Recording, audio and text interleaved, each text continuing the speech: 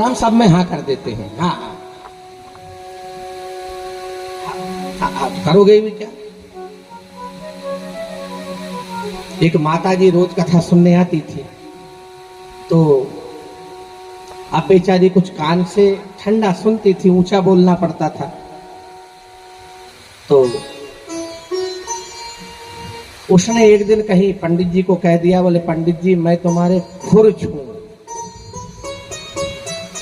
खुर छू का अर्थ होता है उनके उधर की भाषा में कि आपके चरण स्पर्श। महाराज मैं तुम्हारे खुर छू। तो महाराज जी ने उसको समझाया, बोले माँ बिल्कुल ऐसा सीधा खड़ी भाषा में बोलती हो, खुर छू तो खुर तो ये पशुओं के होते हैं, गाय के होते हैं। नहीं महाराज हमारे यहाँ तो वो ऊंचा सुनती थी। अब पंडित जी को पता नहीं था। पंडित जी ने उससे कह दिया, अरे ये अगर ब्राह्मणों को तू कहेगी खुर छू तो माँ तू नरक जाएगी, नरक। अब वो ठंडा सुनती थी, उसने ये सोचा कि पंडित जी ये कह रहे कि तू स्वर्ग जाएगी। तो वो कहने लगी अंदाज में, बोले पंडित जी, अब पंडित जी का तू नरक जाएगी। वो कहने लगी हम कहाँ जाएं, वहां तो तुम जैसे लोग जाते हो, हम थोड़ी जाएंगे। तो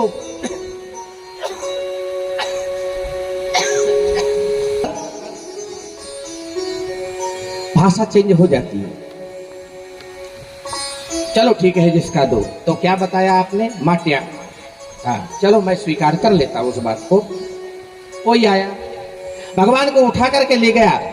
बाद में कहते हैं इसको गोकुल के बाहर भगवान ने ले गए, कचरे का ढेर बना दिया, इसके गले में कैंची लगाई, ये मरण को प्राप्त हो गया, इसकी मौत हो गई। सारे देवताओं ने जब कंस के एक एक अत्याचारी पापी मरने लगे तो सब देवताओं ने भगवान का जय जयकार किया। बोले अब भगवान के निश्चरहीन करो मही वाला जो प्रण था शायद वो पूरा हो रहा है।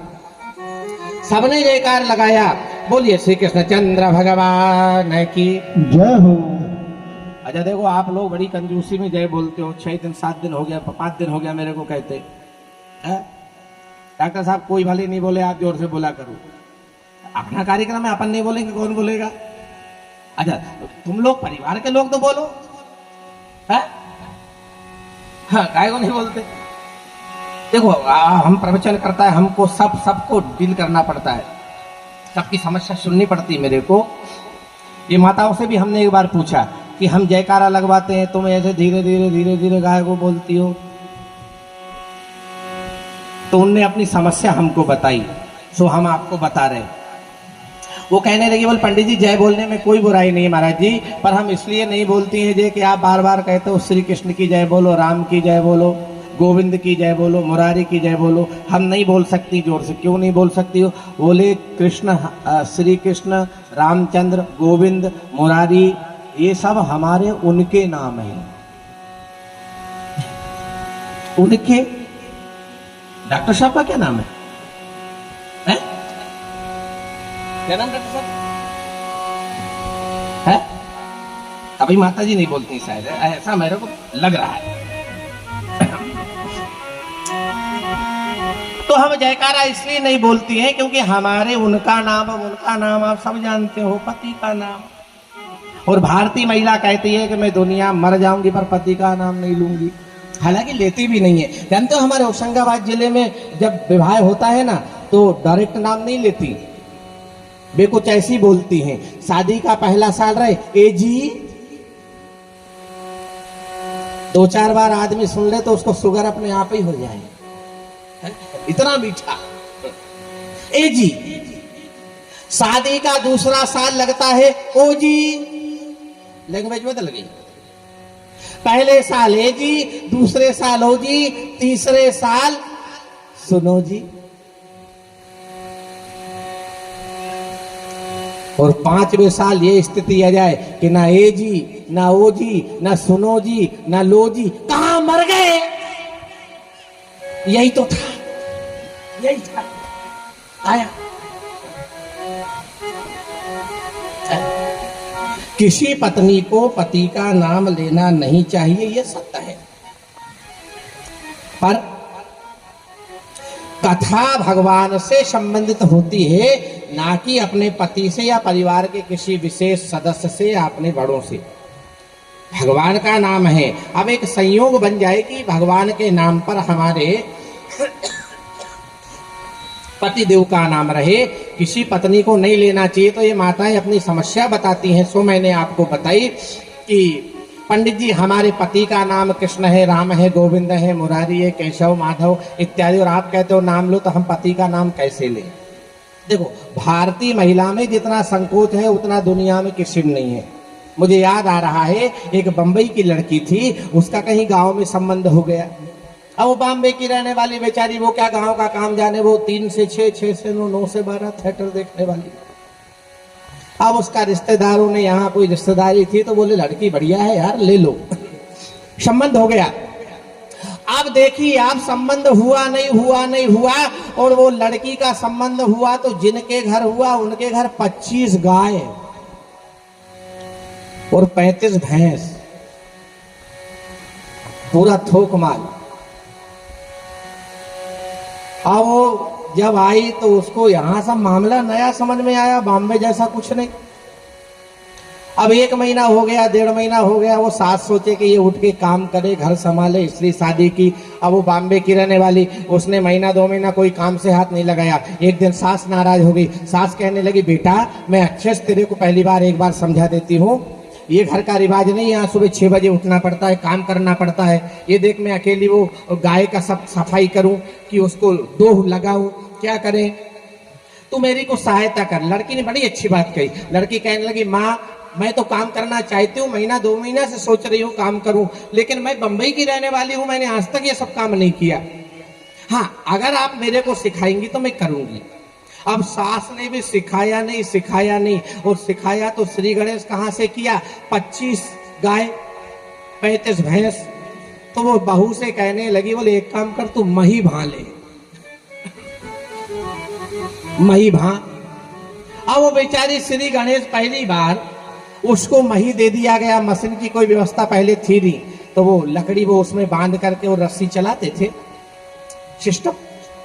अब वो मई भाने लगी। जैसे ही मई भाया, अब उसको मक्खन आया। स्वभाव है, उसको भाओगे मक्खन आएगा। जैसे ही मक्खन आया, उसको निकालते नहीं आता था। सास गली में झाड़ू लगा रही थी, वो सास के पास गई, माँ हाँ चलिए, वो मक्खन आ गया, उसको निकाल दो। सास नाराज हो गई। मक्खन की जगह उसने उठा के गले में 2 तमाचे बहू में लगाए। मारा क्यों? बात समझ में नहीं आई। मक्खन तेरे बाप ने यही सिखाया तेरे को? इज्जत करना नहीं सिखाया? अरे तो मैंने बाबा क्या कहा, मक्खन ही तो निकालने। मक्खन अब मत कहना मक्खन, नाराज हो, ठीक सीधे रहे। अरे तो मैंने कहा क्या बाबा, ये बता। मक्खन आज के बाद मत कहना, बोल दी। तो क्यों नहीं कहना? मक्खन आया तो मक्खन को मक्खन नहीं कहेंगे तो क्या कहेंगे? सास ने नाराज होके फिर मारा। अरे तो मार क्यों रही हो? बोले माखन तेरे ससुर का नाम है, आज के बाद तेरी जवान पे आना नहीं आएगा, पहले बता देती। अब दूसरे दिन फिर उसने मई भाया। मई भाने के बाद फिर मक्खन आया। अब की बार कहेंगे माखन आया तो फिर मारेगी। वो फिर गई, बोले माता जी क्या हुआ? बहू कहने लगी, पीपे में ससुर जी आ गए, निकाल दो।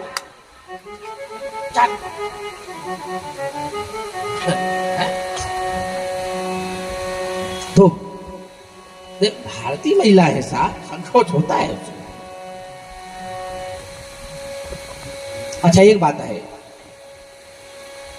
जिनको नाम लेने में संकोच है, देखो भगवान का नाम है, इसमें कोई संकोच नहीं होना चाहिए। अगर नाम भगवान के नाम पर है भी अपने पति का, तो कथा में लो, घर जाके मत लो, कोई समस्या दोष नहीं लगेगा। कथा में लो, अब की बार समझ में आ जाएगा कि ये चैतन्यता कितने लोगों के अंदर आई। जिनके अंदर आई पे ही बोलना। बोली श्री कृष्ण चंद्र भगवान है की, वृंदावन बिहारी लाल है की। मैं कहूंगा कुएं में कूद जाओ, तुमको भी तो समझना चाहिए कि नहीं। बहुत बढ़िया।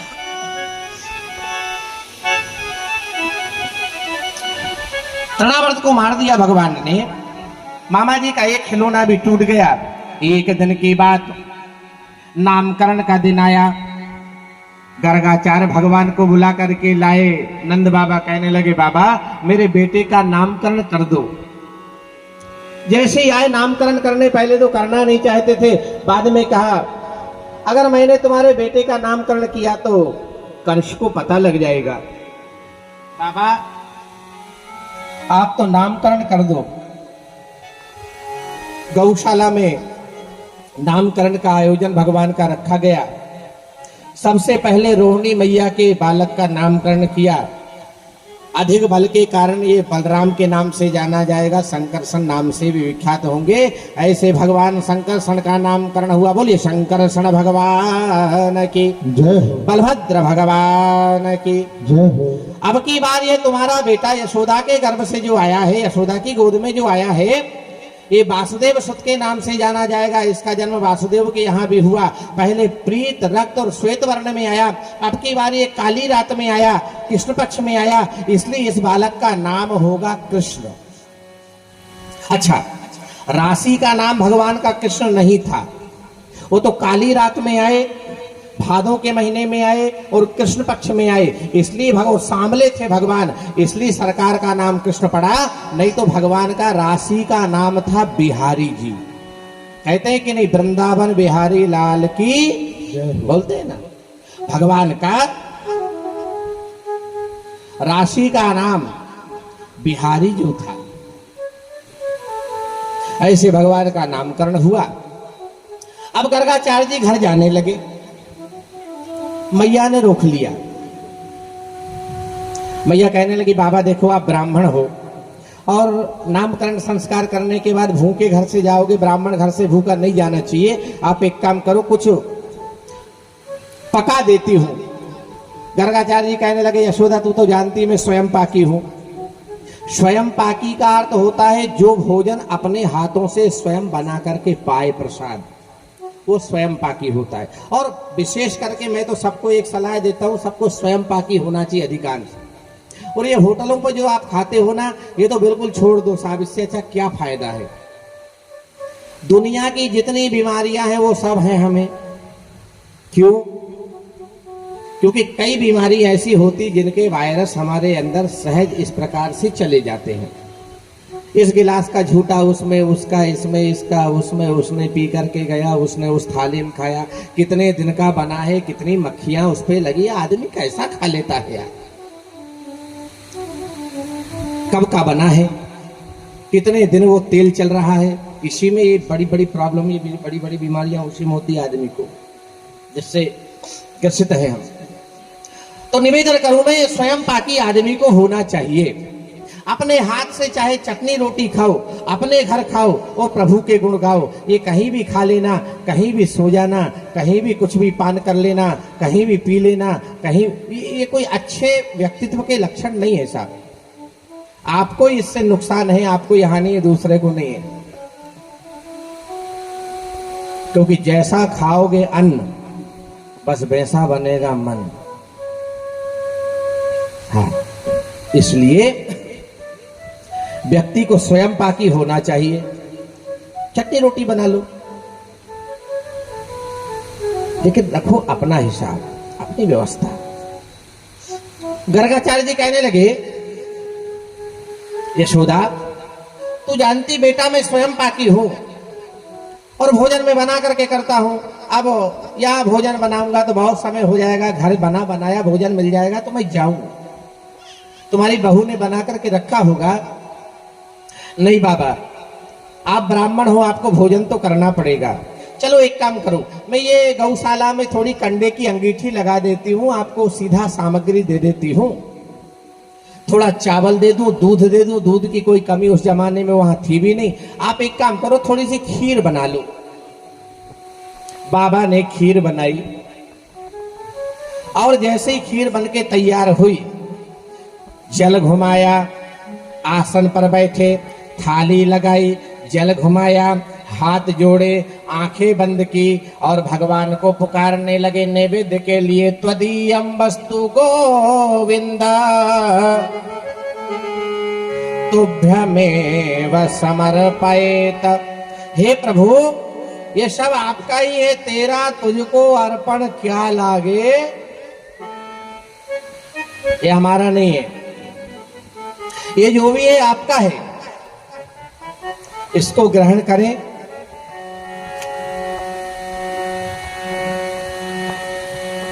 अब जैसे ही कहा इसको ग्रहण करने आए तो भगवान कहीं पलने में सो रहे थे, थक गए थे भगवान आज दिन भर। नामकरण के बाद भगवान सो गए। आप जैसे ही बाबा ने पुकारा तो भगवान की आंख खुली, अरे बाबा बुला रहा है भाई चलो। पहुंच गए और बाबा की तो आंखें बंद और वो ग्रहण करने भी लगे। भगवान कहने लगे बाबा 2 मिनट और आंख बंद करो, अपना तो हो गया, फिर तुम अकेले ही रहे। इतने में बाबा गर्गाचार्य की आंखें खुली, अरे यशोदा तेरे बच्चे ने मेरा भोजन झूठा कर दिया भाई। यशोदा जी आई, आकर के कहने लगी बेटा तूने ये क्या किया, बाबा स्वयं पाकी है, ब्राह्मण है, हम वैश्य हैं, तूने ठीक नहीं किया, तूने बाबा का भोजन झूठा कर दिया। अरे खाना था तो अलग ले लेता बाबा से, मेरे से कहता मैं तुझे अलग दे देती। भगवान कहने लगे बोले माँ मेरे ऊपर इतना नाराज मत हो, मैं बिना बुलाए नहीं आया। फिर ये बाबा से पूछ इसने बुलाया था कि नहीं, क्यों बाबा अब काहे को मौन होकर के बैठे हो, तुमने बुलाया कि नहीं बताओ। बाबा कहने लगे मैंने तुझे नहीं बुलाया, मैंने भगवान को बुलाया था। श्याम सुंदर कहने लगे बोले हम ही तो भगवान है, जरा देखो। यशोदा मैया का दिमाग खराब। यशोदा कहने लगी बड़ा भगवान आया, कान पकड़ लिया, खड़े कर दिए भगवान को। ये भक्ति का चमत्कार है कि बड़े बड़े यमलात्मा विमलात्मा मनीषी महात्मा जिनको प्राप्त नहीं कर पाए, वो यशोदा के आंगन में भगवान खड़ा है और यशोदा उसका कान पकड़ के मरोड़ रही है। कोई पुण्य तो किया होगा जिसके फल स्वरूप आज भगवान का कान पकड़ के यशोदा खड़ी। अरे जो दुनिया के कर्मों का हिसाब करने वाला है, उस कर्म करने वाले, कर्म का हिसाब करने वाले विधाता का कान आज यशोदा पकड़ के खड़ी, क्या पुण्य होगा। अपने घर में नचा दिया भगवान को, कोई पुण्य तो यशोदा का होगा। इसलिए कहा जाता है क्या नहीं पाते जिनका प्रभाव, जिनकी कला का पार शारदा न पाती है। नारदादि ब्रह्मवादियों ने भी न जाना, जिन्हें दिव्य श्रुतियां भी जिन्हें नेति कह के गाती है। शंकर समाधि में ढूंढते सदा है, जिन्हें दिव्य श्रुतियां भी नेति कह के हार जाती है। नाना रूप धारी कृष्ण मोहन मुरारी, उस विश्व के मदारी को गोपियां नचाती है। क्या भाग्य होगा साहब। हालांकि बिना अनुराग के भगवान नहीं मिलता। दुनिया के रिश्ते अगर निभाओगे तो उसमें राग होना, समझना इस बात को। दुनिया के रिश्ते निभाने के लिए राग चाहिए और भगवान से रिश्ता निभाने के लिए अनुराग। अनुराग रहेगा तो भगवान मिल जाएगा। राग से दुनिया रीझ सकती है लेकिन राग से भगवान नहीं रीझ सकता। भगवान अनुराग से रीझता है, क्योंकि मिला ही ना राग हो। इतना तो है हमारे पास, थोड़ा और मिल जाता है, इसी जुगाड़ में आदमी लगा हुआ है। और भगवान को इससे कोई लेना देना नहीं। भगवान कहते हैं आप पढ़े लिखे कितने हो, इससे भगवान को कोई लेना देना नहीं है। ये उस फील्ड की चर्चा ही नहीं, बात ही नहीं था उस विषय का। आप कितने विद्वान हो, इससे भगवान को कोई लेना देना नहीं। आप कितने बुद्धिमान हो, इससे भगवान को कोई लेना देना नहीं। आप कितने धनवान हो, इससे भगवान को कोई लेना देना नहीं। और आप कितने सुंदर हो, इससे भगवान को कोई लेना देना, क्योंकि वो अनुरागी हैं सब। और भगवान कहते हैं जिसके अंदर हमारे लिए अनुराग होता है फिर मैं उसका हो जाता हूं। अनुराग जगाना, अच्छा देखिए, अनुराग ऐसे ही नहीं जाग जाता। अनुराग जगाने के लिए 2 क्रियाएं होती हैं। दो पहलू इसके भी। या तो किसी आदमी के अंदर अनुराग आता नहीं है, समझे आप, और नहीं तो अगर आ जाए तो 5 मिनट भी नहीं लगता। जैसे उदाहरण के लिए तुलसी जी, हाँ, पत्नी मायके चली गई। एक दिन आधी रात को पत्नी की याद आई, वो मुर्दा पकड़ के नदी के पार हो गए। पत्नी से मिलना था तो सीधा डायरेक्ट नहीं गए अपनी ससुराल के दरवाजे से, अच्छा नहीं लगेगा, सास ससुर क्या कहेंगे। तो एक रस्सी जैसा समझ आया, ऊपर रत्नावली का कमरा था, रस्सी नहीं थी, वो सांप था। उसको पकड़े, उसको पकड़ के ऊपर गए, कुंडी खटखटाई, रत्नावली ने दरवाजा खोला। अरे रत्नावली, हम कितना प्रेम करते हैं, आधी रात को मुर्दा पकड़ के नदी पार करके सांप पकड़ के तुमसे मिलने आए, हम कितना चाहते, कितना प्रेम करते, जानते हो इतना कोई पति अपनी पत्नी को प्रेम नहीं करता है। रत्नावली प्रसन्न नहीं हुई। रत्नावली ने वही बात की, अनुराग वाली रत्नावली कहने लगी, वाह छी छी छी, आधी रात को ये हाड़ मास के शरीर को प्राप्त करने के लिए तो वहां से मुर्दा पकड़ के आए, सांप पकड़ के आए। अगर इससे आधा प्रेम भी आप भगवान से करते तो तुमको भगवान मिल जाता। अब उसी दिन से तुलसी जी को वैराग्य हो गया, अनुराग हो गया। कहने का मतलब अगर अनुराग आना है तो पत्नी की फटकार से आ जाए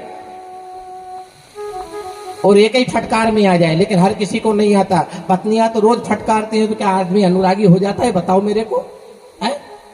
अरे अगर पत्नी की फटकार से आदमी तुलसीदास बनता ना तो हर मोहल्ले में रोज 4-6 बनते हैं, बनते कि नहीं?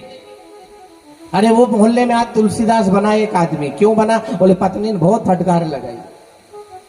अगर फटकार लगाने से आदमी तुलसीदास बनता है ना तो पत्नियां रोज डांटती पर कोई नहीं बनता। वो एक अनुराग की बात है, मन में कोई बात बैठ गई, मतलब बैठ गई, उसको कोई निकाल नहीं सकता। हाँ, इसलिए ये अनुराग का विषय है। मिलही न रघुपति, अनुराग की अनुभूति ऐसा है, ऐसे ही अनुरागी नहीं हो जाता आदमी। हम सब जो है ना, हम अनुरागी नहीं है, हम सब रागी हैं। सबको अलग राग है, सब अपने अपने राग में मस्त है। पर भगवान कहता है, परमात्मा कहता है,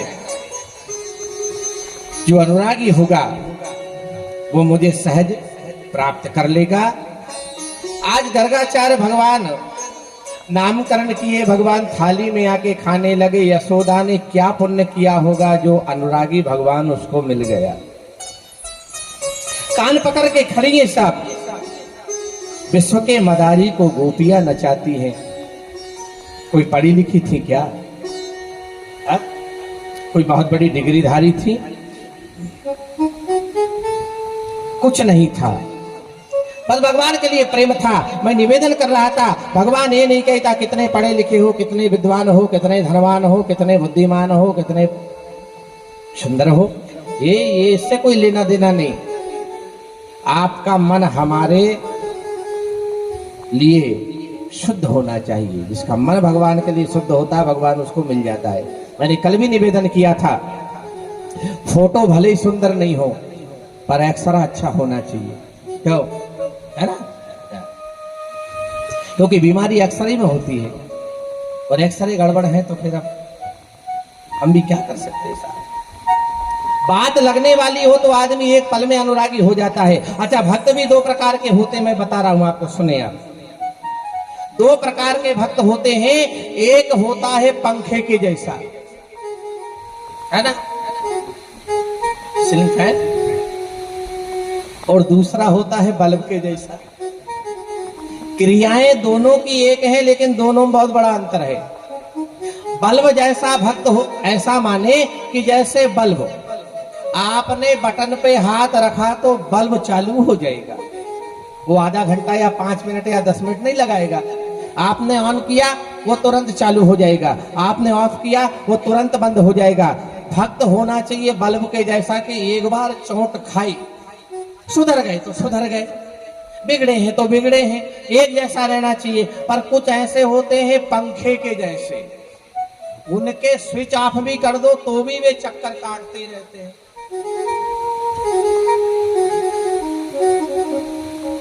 और बंद होने में 10-5 मिनट लगाएं, फिर उनको कोई संत महात्मा आए और फिर उनको चालू करे। वे फिर चालू होने में और स्पीड पकड़ने में फिर आधा घंटा।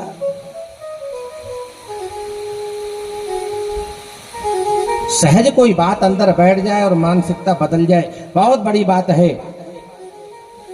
कई लोगों से हम कहते तंबाकू मत खाया करो, सिगरेट मत, क्या है, शराब मत पिया करो।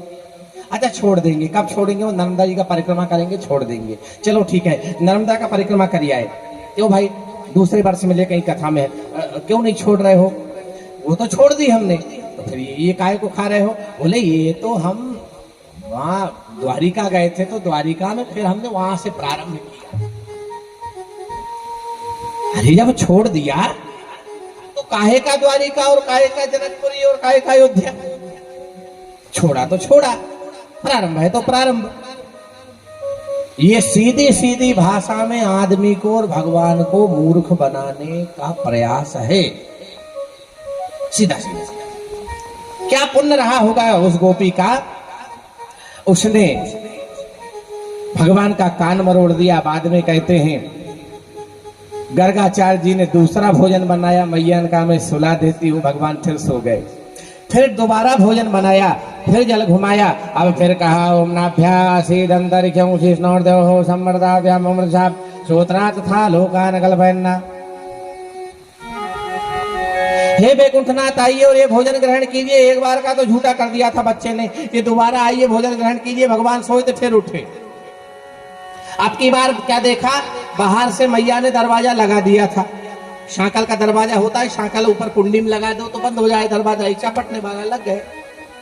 आज जब दरवाजा लगा दिया भगवान को दरवाजे के पास आके दरवाजे के पास बहुत हंसे। एक संत कहने लगे, बोले आप नहीं जा सकते वहां गर्गाचार्य जी के पास भोजन करने, अब दरवाजा बंद है। भगवान हंसने लगे, बोले मेरी माँ बड़ी सीधी है। क्यों? बोले बड़ी भोली है। क्यों?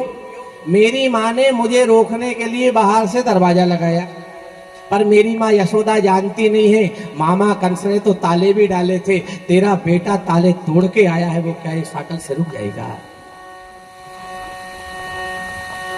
हरि व्यापक सर्वत्र आगे जगह में प्रभु रहत विराज। वो अगर जाना चाहे तो कोई दरवाजा तुम्हारा उसे रोक नहीं सकता। प्रयास करके देखा। आगे भगवान आगे खाने लगे और जैसे ही ग्रहण करने लगे, अरे यशोदा तेरे बच्चे ने दोबारा फिर झूठा कर दिया। अब की बार तो क्रोध आ गया, छड़ी लाई और छड़ी लाके मारने को तैयार हुई। भगवान श्याम सुंदर की आंखें बह गई। भगवान कहने लगे, मां छड़ी दिखाना, मारना मत। क्यों? गर्गाचार्य कहने लगे, यशोदा बालक है, कर दिया ना भोजन झूठा, कोई बात नहीं, पर इसको छड़ी से डराना, मारना मत। क्यों?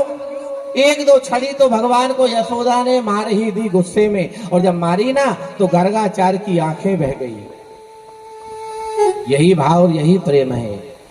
यशोदा ने पूछा, बाबा मैं मार अपने बच्चे को रही हूँ, आंसू तुम्हारे आंख से आ रहे, इसका क्या कारण है?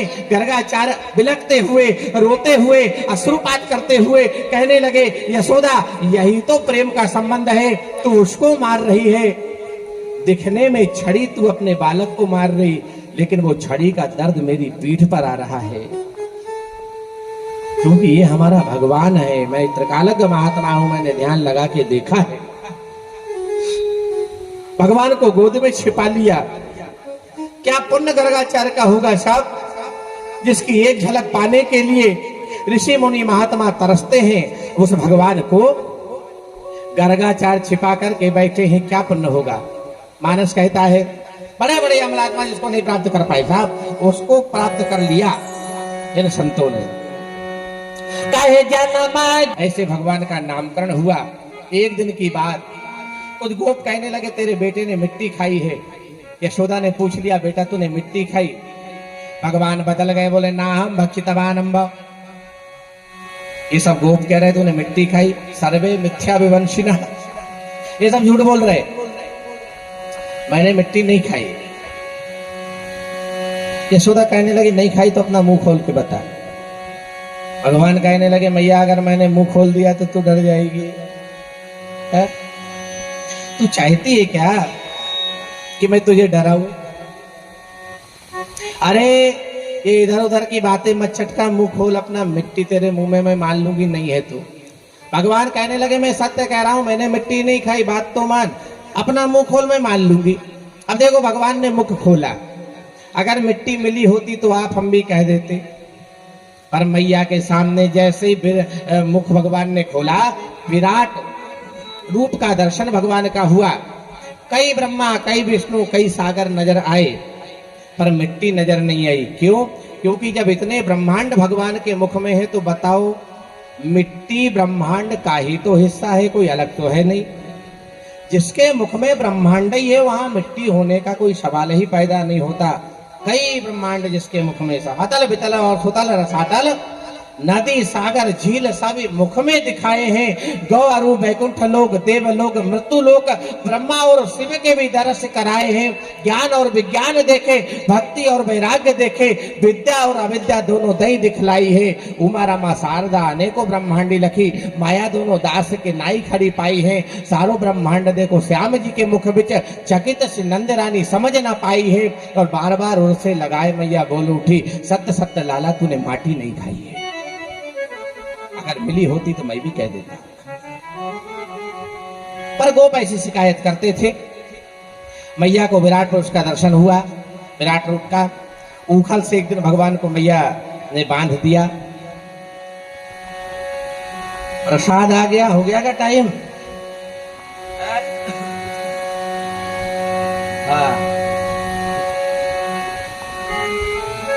प्रसाद आने का संकेत ही यह है कि अब आप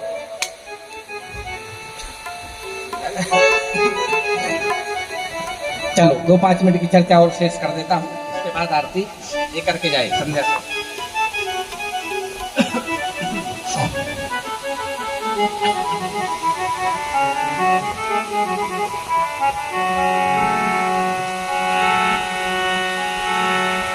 ऊखल बंधन की लीला, जिसमें कहते हैं यमलार्जुन के 2 वृक्ष भगवान ने जिनका उद्धार किया है। अब बार बार यहाँ उपद्रव होने लगे तो सबने सोचा कि ये जगह छोड़ दो, ठीक नहीं है। सब छोड़ के गोकुल, 5 साल भगवान गोकुल में रहे, 5 वर्ष 6 साल भगवान वृंदावन में रहे, 14 साल भगवान मथुरा में रहे, और 100 साल अंत में भगवान रहे द्वारिका। इस धरा भूमि पर 125 साल कृष्ण रहे हैं, इसके बाद अपने धाम को चले गए। अब 5 साल रहे भगवान गोकुल में। अब यहाँ जब बार बार उपद्रव हुए, पूतना आ गई, तृणावर्त आ गया, शक्तासुर आ गया, यमला अर्जुन के 2 वृक्ष गिर गए। एक गोप बालक से सबका कितना प्रेम होगा, एक गोप बालक के कारण सबने कहा ये जगह नहीं है, ठीक छोड़ दो।